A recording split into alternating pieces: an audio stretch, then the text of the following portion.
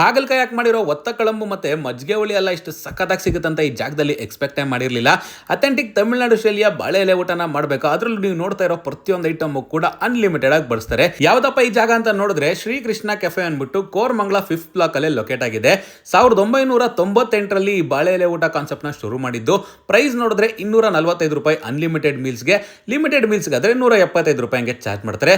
ನೀವು ಕೊಡೋ ಪ್ರೈಸ್ಗೆ 2 ತರದ ಪಲ್ಯ, 2 ತರದ ಗೊಜ್ಜು ಹಾಕೋದಲ್ದೆ ತಿನ್ನೋ ಕೆಪಾಸಿಟಿ ಇತ್ತು ಅಂದ್ರೆ ಈ ಜಾಗಕ್ಕೆ ಬರಬೇಕು. ಯಾಕಂದ್ರೆ ಕೊಡೋ ಪ್ರೈಸ್ಗೆ ವರ್ತ್ ಆಗಿ ಬ್ಯಾಟಿಂಗ್ ಮಾಡಬೇಕು. ಈ ವಿಡಿಯೋದಲ್ಲಿ ನೋಡ್ತಾ ಇರೋ ಪ್ರತಿಯೊಂದು ಐಟಮ್ ಕೂಡ ಅನ್ಲಿಮಿಟೆಡ್. ಈವನ್ ಇವ್ರದೇ ಇನ್ನೊಂದು ಚಪಾತಿ ಕೂಡ ಅನ್ಲಿಮಿಟೆಡ್ ಆಗಿ ಬರ್ಸ್ತಾ ಇದ್ದಾರೆ.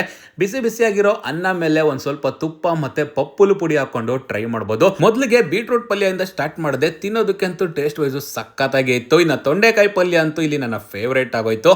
ಚಪಾತಿ ಮತ್ತೆ ಸಾಗು ಅಂತೂ ಸೂಪರ್ ಆಗಿದೆ. ಸಾಫ್ಟ್ ಆಗಿರತಕ್ಕಂಥ ಚಪಾತಿ, ತರಕಾರಿ ಹಾಕಿ ಮಾಡಿರೋ ಸಾಗು ಸಖತ್ತಾಗಿತ್ತು ಗುರು.